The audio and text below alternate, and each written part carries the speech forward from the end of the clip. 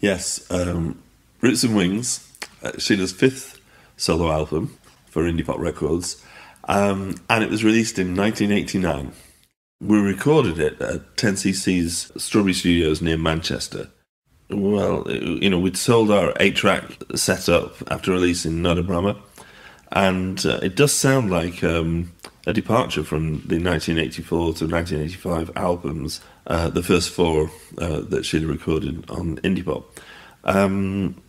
Sheila, in the interim, had been trying out new vocal approaches, for instance, British folk and Celtic musics, Eastern European vocal traditions, classical Indian vocal styles. She'd had 4 years of exploring and been to India and went to the music festival in Madras, where all the best musicians go to. And so we got a chance to talk to and meet and even do some recording in the studios there, which I could tell you more about in a minute. Because there was no more influence from Martin Smith, it felt different. It put more emphasis on Sheila's role as a writer, and she rose to it. Also, we were working with a professional sound engineer in a 24-track studio. The engineer had worked with Police and 10cc. So, although Martin did a fantastic job engineering in quite difficult circumstances, it really helped Sheila to have all the accoutrements of the professional studio, and I think you can feel the confidence that Sheila had recording some of these tracks. She had a load of overdubbing, and I was developing further these multi-tracked acoustic cyclic drones that we used not just on 4 tracks on Roots and Wings, but when it came to the real-world recordings, those were really part of the really the character of those real-world albums, because they were so rich, and it was in the Strawberry Studios that I'd developed a lot of those. So she's trying out new vocal techniques, and she hadn't been in the studio for 3 years. So there's a lot of newness and excitement and opportunity, and like I say, she rose to it. Also, instead of putting on the different hats like we had been doing, and just using 2 weeks to promote it, we had Rough Trade pressing it up. We had support from our Scandinavian licensee, and the promise of a professional publicist and a radio plugger. And all this obviously gives you confidence. Having given more time to the recording, we could now give more time to getting visibility and awareness for it, and particularly in the UK, because we tended to not put much priority on the UK, but for Roots and Wings we started to. So there's a lot of promise in the air.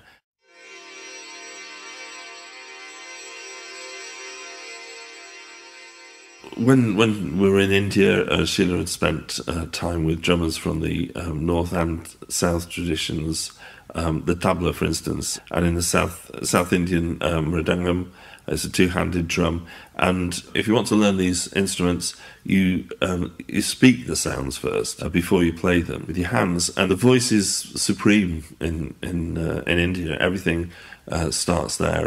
Dharambir, our sitarist, had to speak the sounds before he was allowed to play them, as I understand it. So it's just another indication. Very intricate, quite eccentric, this spoken percussion. It is nearly as if you're possessed, and maybe that's why Sheila, when it came to the real world recordings, started to talk about these vocal percussive things, the bowls, and started adding other things to them. But she was also incorporating tongue twisters and other bits of vocalies to emphasize the kind of nearly madness of the sounds and the speed and the surprise, as if it's kind of coming through you and possessed, like I say. But people were starting to think that they were sampled, and that is until she started her live sets in 1992, and they were gobsmacked that she was doing this live so fast, so precise, so original. No one had been doing anything like it, and that's the case with Sheila. She just rises to a challenge.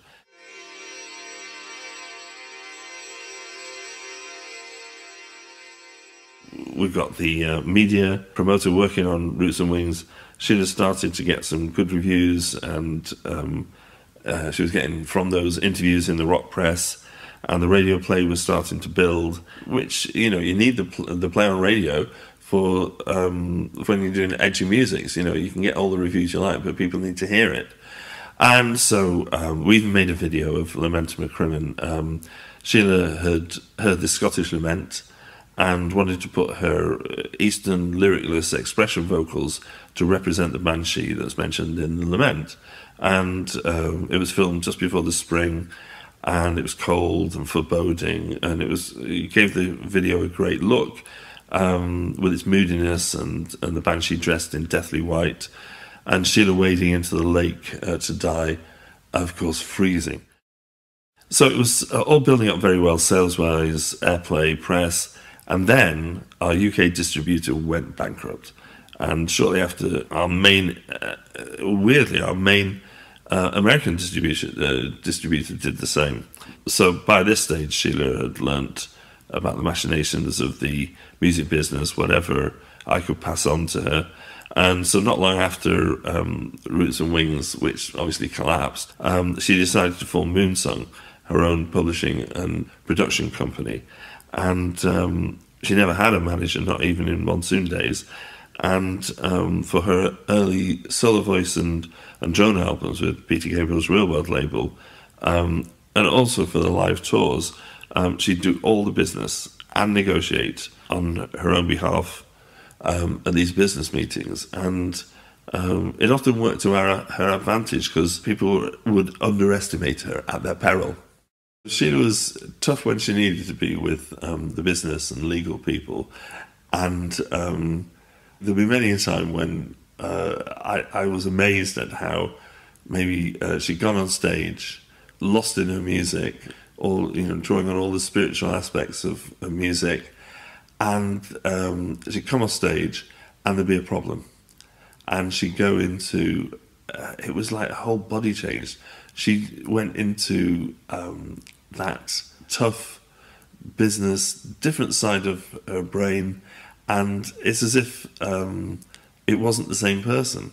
And aside of all the other things that I learnt to respect, this was another one of them, and she needed to draw on all of that to make the change from leaving indie pop behind and moving towards the playing live and all of the benefits that she was going to get from being on Peter's Real World label, and just another level of respect for Sheila.